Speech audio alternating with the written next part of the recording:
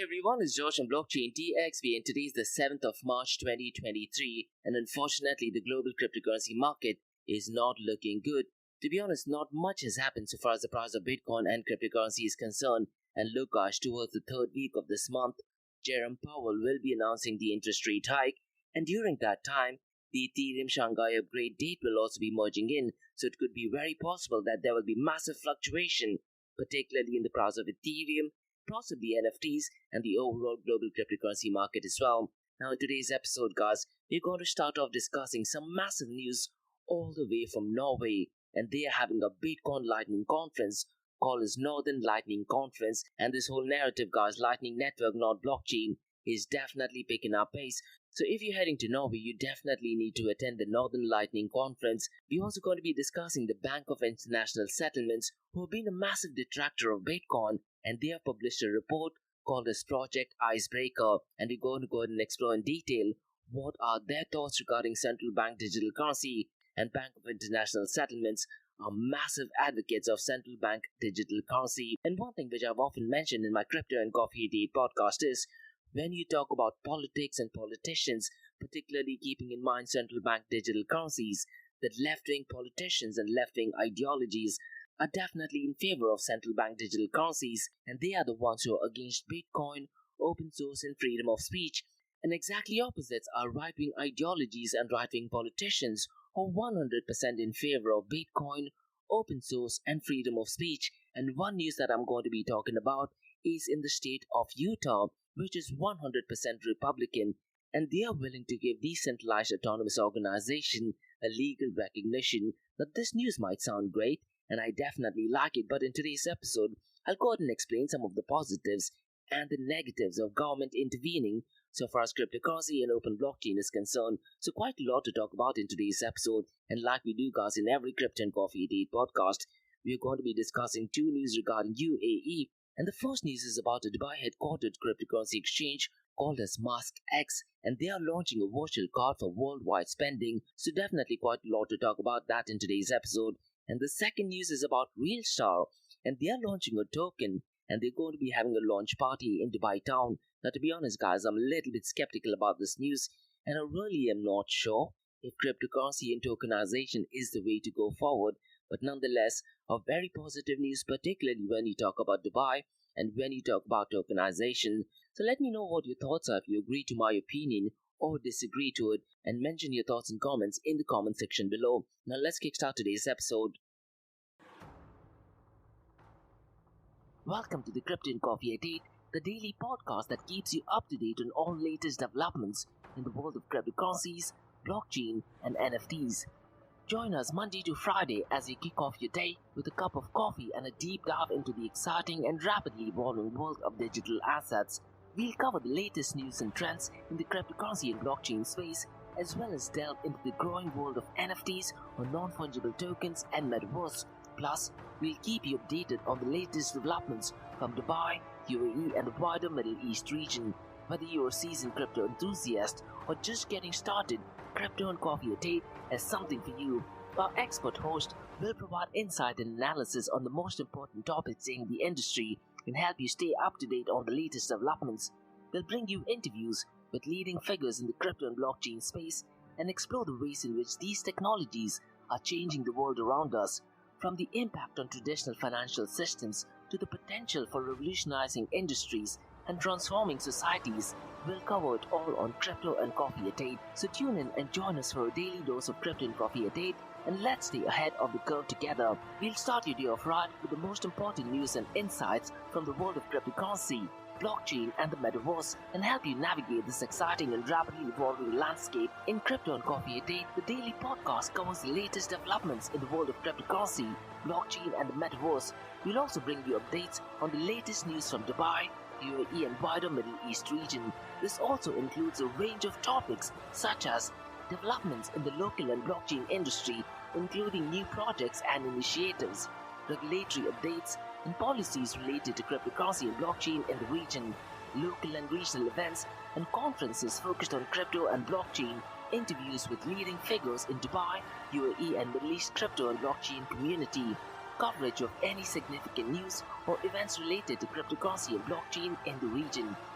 By covering these local and regional developments, in addition to the wider world of cryptocurrency and blockchain, Crypto and Coffee at 8 aims to provide a comprehensive overview of the industry and its impact on the Dubai, UAE, and Middle East region. Now, before we kickstart today's episode, I have an important message, so check this out.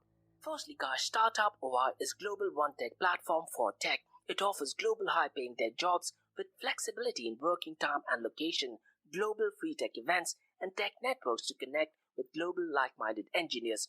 A brilliant platform to listen to the tech experts in Metaverse and to grab their insights. Now listen, all you have to do is download the app Startup OI. If you're using an Android version, go to Google Store and App Store for iOS devices. Alternatively, you can also click on the show notes below to download Startup OI. Next, guys, listen, if you're into fitness, if you're into adventure, if you want to do something wild but still want to keep your health in check, there is a new podcast in town, a podcast focusing on obstacle course race in the Middle East. The podcast is called The Race Space Podcast, and The Race Space Podcast is a peer-to-peer community-driven podcast where they talk all about obstacle course race in the Middle East, from Sandstorm to Spartan Race, from Tough Mudder to Desert Warrior Challenge, and also the Government Gov Games, and quite a lot more. The podcast has interviews with athletes locally and internationally to get inside scoop on how athletes prepare for obstacle course race. In the podcast, they also talk about interesting stories on why they are motivated to do obstacle course race. And that's not all. They also plan to release 7 NFTs, and these NFTs are no ordinary. These NFTs will represent every emirate in the UAE. And listen, guys, these NFTs are going to be absolutely massive. So do one thing, go to Spotify, go to iTunes, go to any leading podcasting platform and search for Rise in the Obstacle Course Race podcast. Next, listen guys, there are 3 things that I'm extremely passionate about. One is extreme heavy metal, ice cold beer, and obstacle course race. And Tough Mudder is one of my favorite obstacle course race events taking place in the Middle East. Now, if you're into running, if you're into obstacle course race, you definitely need to check out Tough Mudder because they have a massive event coming up on the 18th of March, and it is, if not in one of the most beautiful locations in the United Arab Emirates. So listen guys, go to the website of Tough Mudder Arabia and look at the events. So there are different events taking place. There is 10k events, there is 5k events, and if you have your kids, get your kids along. And listen up guys, Tough Mudder is a series of obstacle and mud runs that'll push your physical and mental limits without the pressure of competition, a community built on teamwork and overcoming obstacles where stepping outside your comfort zone is a reward. And listen guys, when was the last time you did something for the very first time? So the event takes place in Ras Al Khaimah, and guys, the location is absolutely brilliant, called as Mina Al Arab in Ras Al Khaimah, and you can register for it now on the 18th of March. So you have a 5k event, 10k event, and if you have your kids, get your kids along. Now if you do want some heavy discount and get a 15% discount code, use the code George15, which is G for George, E for Elephant, O for Orange, R for Roger, G for George, E for Elephant, 15. That is the number 15. So once again, guys, the code is George15. And look, guys, one of my goals is to do 100 Tough Mudder, and I'd really like to do it in Dubai or in the UAE. And finally, guys, not your keys, not your crypto. If you have dabbled with cryptocurrencies and now are seriously getting to protect your cryptocurrencies, there is no better way to protect it by using a hardware wallet. And this is where Ledger Wallet kicks in. And Ledger Wallets are hardware cryptocurrency wallets made by Ledger, a company headquartered in Paris, France. And Ledger's hardware wallets are multi-currency wallets that are used to store private keys for cryptocurrencies offline. And Ledger offers 2 hardware wallets, the Ledger Nano and Ledger Nano X wallets. They are world-class experts with extensive crypto security backgrounds. They continuously look for vulnerabilities in Ledger products in a constant effort to improve the level of security. Now, in today's world, securing these digital assets is a critical challenge, and this is where Ledger kicks in. So click the link below to buy your hardware wallet and support this podcast. It is a brilliant way to support this podcast. So what are you waiting for? The link is in the show notes below. Now, guys, since you've taken care of that, let's look at the global cryptocurrency market. Now, as of today, 7th of March, the global cryptocurrency market is not looking that good. And to be honest, guys, I was really hoping the third month in the first quarter does show some signs of bullish indicators. Unfortunately, March is not having a good start, and in yesterday's podcast, we talk about how 2023 is definitely not one of the best years for Binance, that the global cryptocurrency market is at $1.02 trillion, and I wouldn't be surprised that over the next coming days and weeks, it just might go below the $1 trillion mark. Now, since the last 24 hours, it is down by 0.16%, and the total crypto market volume over the last 24 hours is ridiculously low and down to $33.70 billion. Now, since the last 24 hours, it is still up by 10.75%, and the total volume in DeFi is currently at $3.10 billion. And guys, few days ago on my Crypto and Coffee at 8 podcast, I was really hoping for the total value lock to cross the $50 billion mark. Now, to be honest, it did cross the $50 billion mark, but looks like that was only for a few days. Now, as of today, 7th of March, the total value locked is down to $48.13 billion, and Lido is still dominating with 18.99%, and $9.14 billion is locked in its protocol. And guys, in yesterday's podcast, I did talk about some rumor that is going on that the SEC is going after Lido. And as of now, looks like the SEC is definitely not going after Lido, but as and when the news develops, I'll definitely go ahead and update some more information.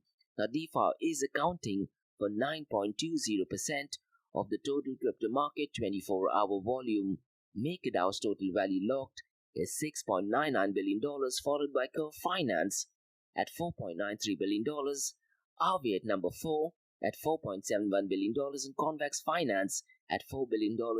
Now look guys, if cryptocurrency has to gain mainstream momentum, DeFi is the way to go, and the number has to be 10 times much better, and I really am hoping that in the second half of this year, the number on DeFi definitely picks up pace. One of the biggest challenges that I envision in the second half of this year is the news about central bank digital currency, and one thing which I did mention last year is that in the second half of 2023, I wouldn't be surprised if we go to see quite a lot more news regarding central bank digital currencies. Now the volume of stablecoins is at $31.26 billion, and this volume accounts for 92.77% of the total crypto market 24-hour volume. This is absolutely ridiculous, guys. Ideally, it should be the volume of Bitcoin or cryptocurrencies that should be dominating the 24-hour cryptocurrency market volume. Definitely not ideal. The volume is low and it still accounts for a higher percentage of the total crypto market 24-hour volume. Now, out of this $31.26 billion, Tether USDT accounts for $24.22 billion, followed by Circle USDC at $2.76 billion and Binance BUSD at $4.10 billion. Now let's look at the market cap, the 24-hour trading volume and dominance between Bitcoin and Ethereum, and it's going to be really interesting to see the 24-hour trading volume of Ethereum as and when the date for Shanghai upgrade kicks in. Now, as of today, the market cap of Bitcoin is $432 billion, Ethereum is $191 billion, the 24-hour trading volume of Bitcoin is $16 billion, whereas Ethereum is $5 billion. The dominance is pretty much the same. Bitcoin is at 42.40% and Ethereum is at 18.80%. Now in today's episode, guys, I'm going to be looking at the market cap of DeFi protocols, NFT, Metaverse, and privacy coins. Now, so far as the market cap of all DeFi protocols is concerned, it is at $51.03 billion. And once again, guys, the numbers should be at least 3 to 4 times much higher. The market cap of NFT is at $21.14 billion, and Metaverse market cap is at $14.17 billion. To be honest, since the last 24 hours, all the cryptocurrency and blockchain protocols that are connected to Metaverse are definitely looking green. The price of Decentraland is up, the price for Sandbox or Sand is up, Tether Network is up as well. So really I'm not sure what is going on in the Metaverse world, but they're definitely looking green. Market cap of privacy coins stands at Monero with $2.77 billion, which is clearly an outlier. Zcash at $449 million and Decred at $317 million. Now it's going to be really interesting as and when central banks all over the world begins to launch central bank digital currencies. Now granted, this might take at least 3 to 5 years. What is going to happen so far as privacy coins is concerned? Now VARA, that is Virtual Asset Regulatory Authority, in the regulations that they released few weeks ago, did clearly mention that they are definitely not advocating privacy coins, and all activities regarding privacy coins in Dubai might be completely stopped. Now, guys, let's look at the king of all kings, that is Bitcoin. Currently, it is at $22,383, and since the last 24 hours, it is down by 0.09%. Since the last 7 days, it is down by 4.74%. Ethereum is currently at $1,565. Since the last 24 hours, it is down by 0.02%. Since the last 7 days, it is down by 4.39%. Now, guys, while I'm recording this podcast, I just looked up information regarding the Shanghai upgrade, and most likely the Shanghai upgrade testnet will take place on the 14th of this month.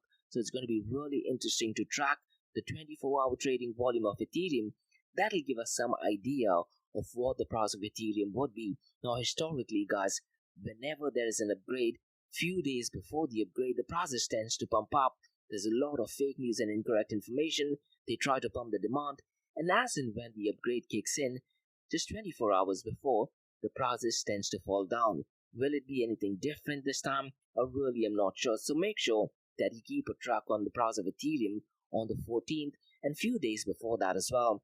Binance Coin is currently at $286 since the last 24 hours. It is up by 0.69% since the last 7 days. It is down by 5.66%. And look, guys, it's going to be really interesting to see what the future of Binance is.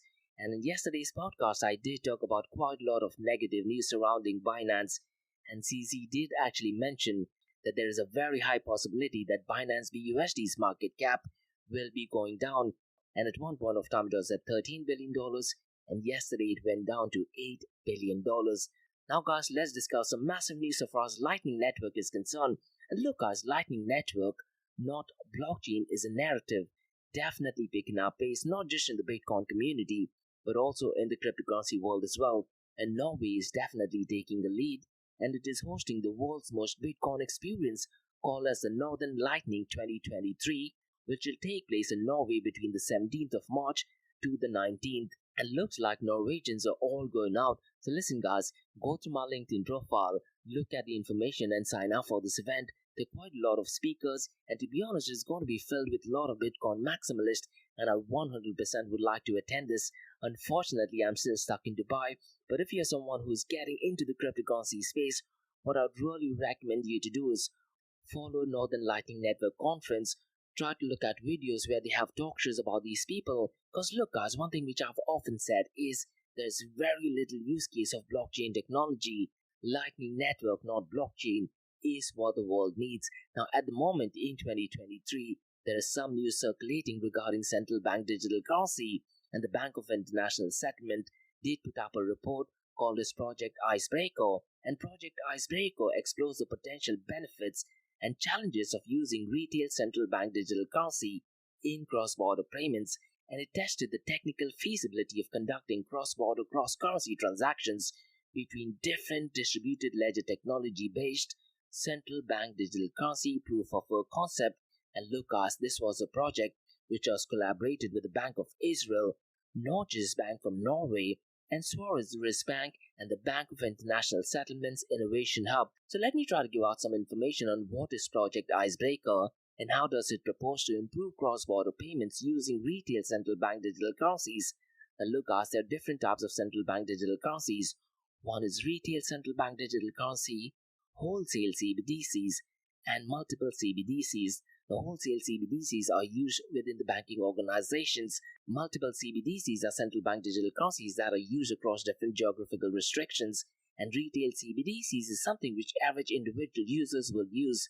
The Project Icebreaker is an experiment conducted by the BIS Innovation Hub, or Bank of International Settlements Innovation Hub, exploring a specific way to interlink retail central bank digital currency systems with additional features that allow the Icebreaker model to readily scale up. It aims to promote simplicity, interoperability, reduce settlement risks, and foster competition and transparency for cross-border retail central bank digital currency payments. Guys, this is what Bitcoin does. Now, rather than using central bank digital currency, it makes perfect sense for use Bitcoin. It also has 100% open source, so all transactions can be verified as well. Now let me try to give out some more information, because the Icebreaker model proposes to break up a cross-border transactions into two domestic payments, one in each domestic system, eliminating the time gap between payment initiation and settlements, going a long way towards eliminating counterparty risks in the foreign exchange transactions. An automatic payment versus payment, or called as PVP arrangement, is used for settlement using hash time locked contract, or HTLC.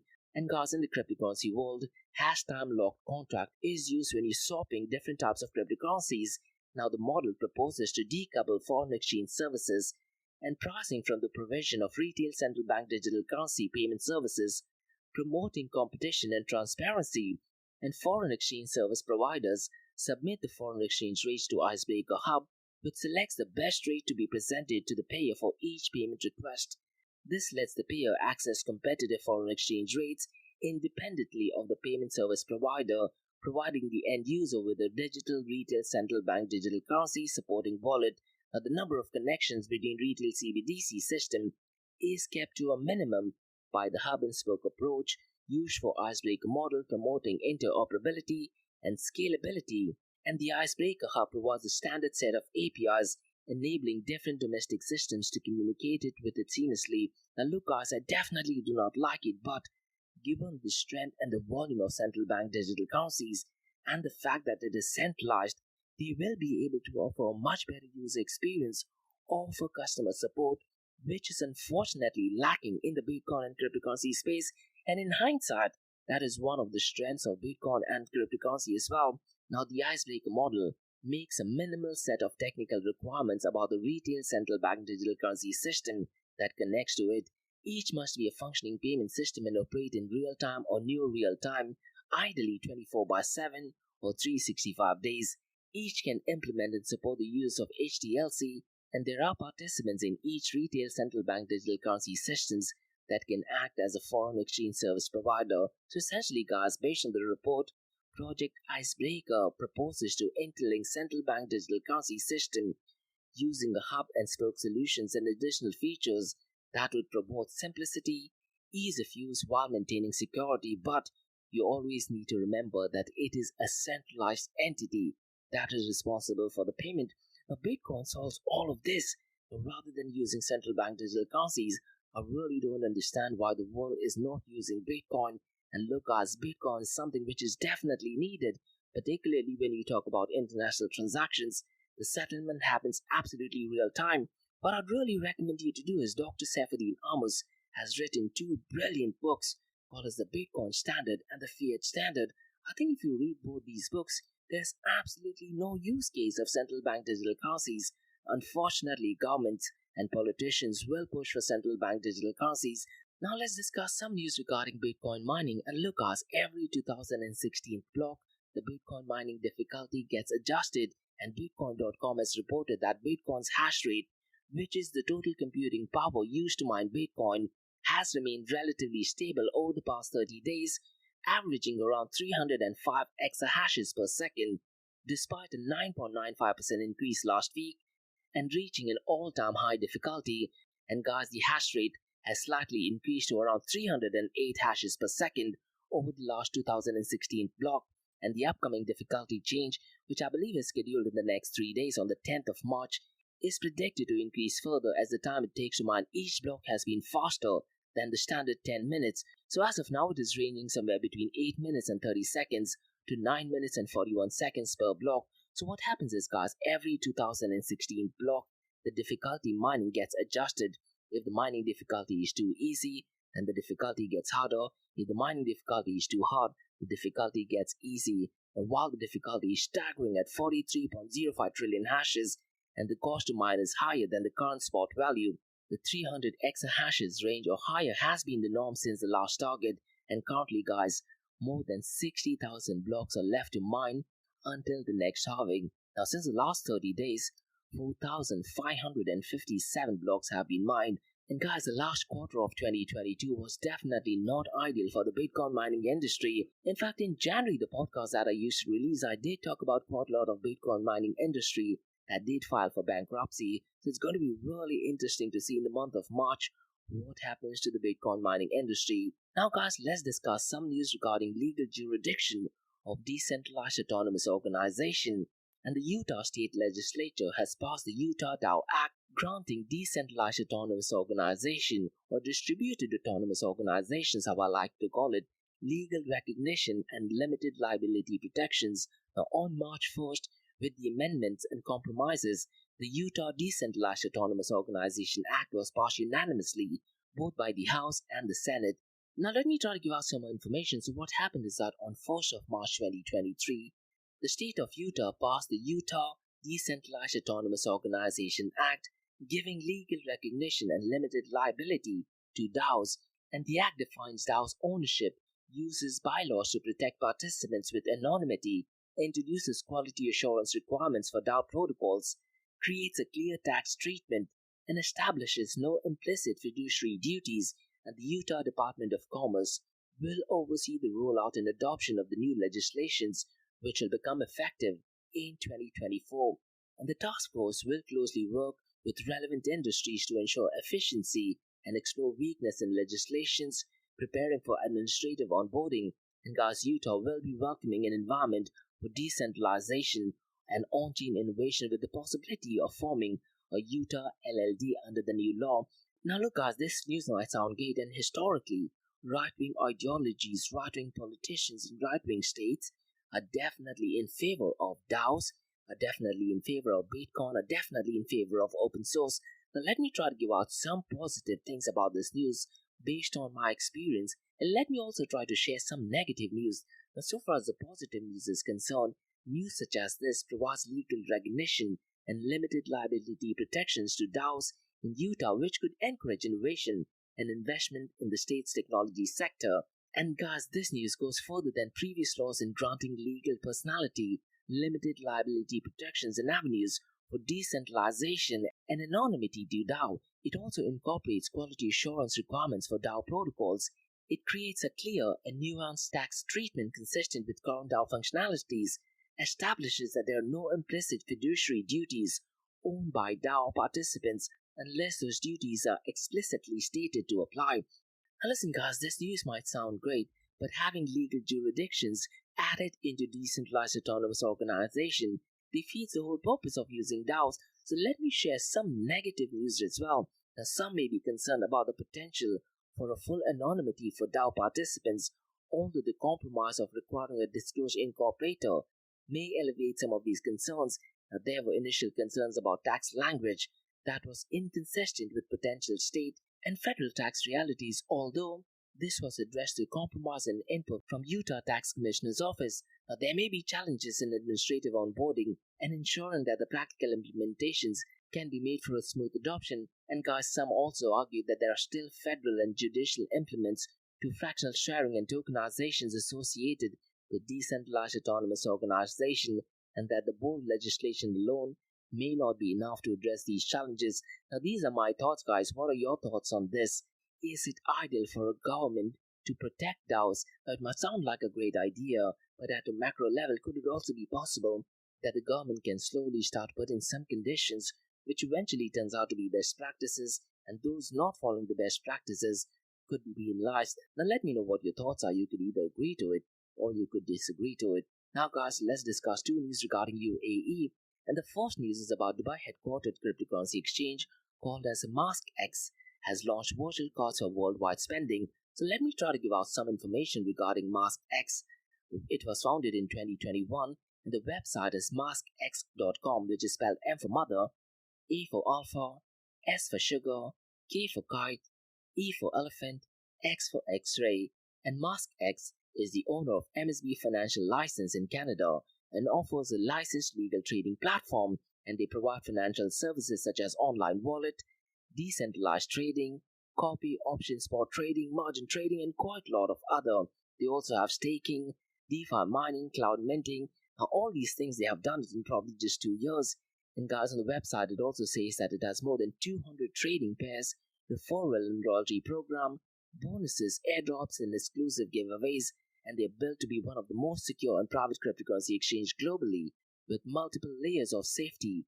And MaskX adopted the slogan, and the slogan is your wallet, your way, and this is to reflect the mission to play an important role in free economic system by providing the masses with financial anonymity and autonomy. Now, based on the website, they say that they have 7+ million global users, and the 24-hour volume so far as the trading is concerned is $3.08 billion. And based on the website, it says so far as the trade volume is concerned, it's more than $1.19 billion. So the news essentially is that they have launched its crypto-backed virtual cards, and the card enables users to spend their crypto as fiat in over 176 countries with more than 50 million merchants, and the feature is available to all verified MaskX users. And Ben Casey, the former head of research and strategy of AAX, has recently joined them as a vice president, and Ben Castellan will oversee all global and localized marketing, communications, and business development initiatives. And guys, MaskX aims to make crypto more accessible and integrated into people's everyday lives, and the company is one of the only centralized exchanges globally that provide proof of reserves. And guys, Abu Dhabi's sovereign wealth fund is a major stakeholder in them as well, and Eric Yang, who's the CEO of MaskX, believes they can compete with the world's biggest trading platforms. Now, this news about them is published at bitcoin.com, and based on the news, it states that a properly managed centralized exchange can still play an important role in the development of the cryptocurrency industry, and MaskX is committed to empowering users globally and continuing to the growth of the crypto and blockchain industry. Now, the exchange also offers a user-friendly interface and advanced trading tools, so definitely check out the website, because when I went through the news, I did find out that they offer a comprehensive range of products, including saving packages, spot pairs, and future markets, and quite a lot of other. And the company also offers a range of on and off ramp products to convert fiat currencies to digital assets and vice versa. Guys, MaskX aims to promote the adoption of digital assets and build a more inclusive economy. Now, all this thing is great, guys, but you always need to remember Satoshi Nakamoto's Bitcoin white paper, and the most important thing is the second line, which states the main benefits are lost if a trusted third party is required to prevent double spending. So always remember, not your keys, not your crypto. Now, guys, let's discuss the second news, and the second news is about Realstar, and they are planning to launch its own token currency, and they're going to have a party launch in Dubai downtown. So let me try to share some more information. Now, Realstar is a one mobile app for everyone, a one digital solution for everyone. And guys, Realstar was designed from the ground up to be a community-focused global social media and entertainment app which empowers users to create, share, and trade content with a worldwide audience. Now, they're going to be having a launch party on the 8th of March, that is tomorrow, and they're going to be launching its token at the launch party in downtown Dubai. And the token subsequently will be launched on Realstar's platform the very next day. And then, guys, on the 23rd of this month, Realstar app will be open for public, which will be in its beta version. So right now, it looks like it is only for selected individuals. And Realstar, guys, is all one-in-one multimedia app that offers live streaming, video sharing, peer-to-peer chat, audio video calling, NFT minting, a marketplace, and digital wallet. Now, really, I'm not sure how they're going to be competing with giants such as Facebook, Instagram, or YouTube. Now, they're claiming that the app is decentralized, multi-blockchain, and Web3 integrated. And look, guys, I am not buying this whole idea, because when you talk about social media getting into blockchain, you always need to remember the blockchain trilemma problem. That is Realstar compromising on centralization, or are they compromising on security, or are they compromising on scalability? Unfortunately, I don't think that they are able to do all these things, but what they claim is that Realstar allows artists and influencers to own and monetize their performance by connecting the social media on blockchain. Now, all this makes sense if it is a centralized blockchain, but centralized blockchain is as good as using a centralized entity, so I don't get the whole idea of using blockchain in social media, at least as of yet. It could be possible that in the next coming decades, if we are able to solve the blockchain trilemma problem, we might be able to have social media on blockchain. Now, guys, based on the news, it states that Realstar differentiates itself from other platforms by allowing ordinary people to make NFTs of their acts and earn money. And guys, Realstar's future plan includes agro-based NFTs, celebrity experiences, and ownership of gens and cows in different countries. And members can sell their NFT conveniently on Realstar's virtual marketplace without the need for advertising on other platforms. My big question is, why would you want to do that instead of OpenSea? Because OpenSea already has a lot of customers. But anyways, going back to the news, the app has tied up with MasterCard that will allow real-time conversion to tokens into cryptocurrency that can be used to buy or sell anything using the app's e-wallet, that this product will be a massive success if somehow, some way, magically, they have onboarding of users in numbers that we have never seen, something similar to the rise of TikTok. But other than then, I really am not sure what the future of this particular product is. So that's all for today, guys, on the Crypto and Coffee Date from Blockchain DXB.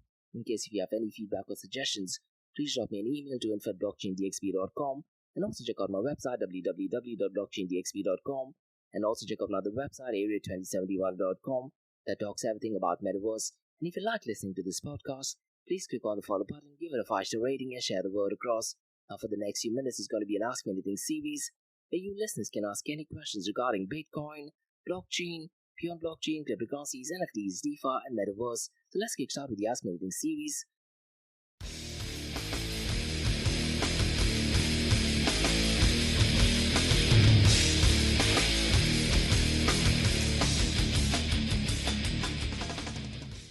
Hey everyone, it's George from Blockchain DXB. You're listening to the Ask Me Anything series where you listeners can ask any questions regarding Bitcoin, blockchain, beyond blockchain, cryptocurrencies, NFTs, DeFi, and metaverse. I have a question by Tina who asks, why do you feel legalizing DAO or Bitcoin is not a good thing? Now, Tina, one thing you need to understand, why was Bitcoin created? Bitcoin was created so that there is 100% separation between money and the state, and the very nature of DAO, that is decentralized autonomous organization or distributed autonomous organization, means that the community gets to decide. Now, having legal jurisdiction and protection may sound great, but it could also mean that the government or the governing body might have some say in the trajectory and direction of DAO. Now, this might sound great at a macro level, but think of it. Let's say if there's a governing body that does provide some benefits and rights to holders or to users of DAO, could it be possible that over time that they might start having some restrictions? They might be having some woke ideologies and mentalities. Now, granted, this might not happen in the state of Utah, but I'm just saying at a macro level, having legal jurisdiction might sound great, but over time, what happens is this centralized entity might have some restrictions. These restrictions gradually turn out to be best practices, and these best practices are definitely not ideal. And so far as Bitcoin is concerned, Bitcoin has always had severe allergic reactions to associations or anything to do with legal jurisdiction. Even when Bitcoin was made a legal tender in El Salvador, a lot of the Bitcoin maximalists did not absolutely like the idea. It goes against the very ethos of forcing people to use Bitcoin. Now, granted, in El Salvador, the president did not force people or make it compulsory to use Bitcoin. But what I feel is that Bitcoin and decentralized autonomous organization should be absolutely organic. The less government intervention, both in a positive and in a negative way, will be ideal. Now, once again, Tina, I truly understand that what I'm talking about this is in an idealistic world, and looks like that may never happen. Now, having some legal jurisdiction, so far as centralized exchanges are concerned, is an absolutely brilliant idea, because when there is a centralized exchange, the centralized entity are taking money, let's say from investors, are taking funding from average individual users. Having regulations for them is an absolutely brilliant idea. But so far as for decentralized autonomous organization, I really am not sure if it is a good idea. I wouldn't be surprised if this is just a political move going against the left-wing ideologies. Because look, one thing which I did allude to earlier on, left-wing ideologies and politicians and people are definitely not in favor of decentralized autonomous organization. They're not in favor of Bitcoin and cryptocurrencies. Now, could it be possible that it is a political move? I definitely do think so, and I kind of agree to it as well. But so far as legalization and cryptocurrency is concerned, the less intervention, the better.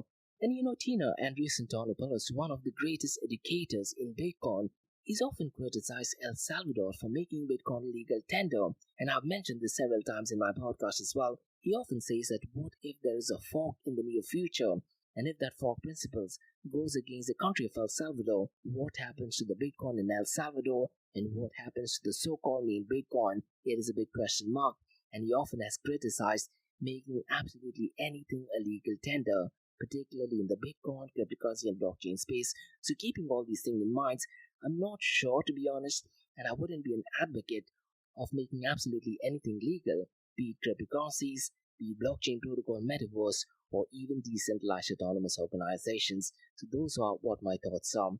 So that's all for today, guys, from the Ask Me Everything series from Blockchain DXB. Check out my website www.blockchaindxb.com.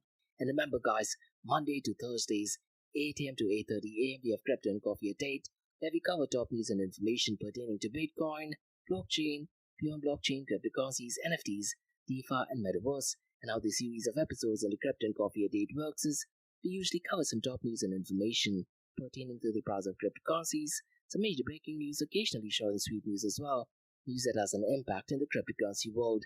The other two news and information is related to Dubai, UAE, and Middle East in the world of Bitcoin, blockchain, beyond blockchain, cryptocurrencies, NFTs, DeFi, and Metaverse. And what you're listening to right now is the Ask Me Anything series, where you listeners can ask any questions regarding Bitcoin, blockchain, beyond blockchain, cryptocurrencies, NFTs, DeFi, and Metaverse. Thanks so much for listening and have a nice one. Bye bye.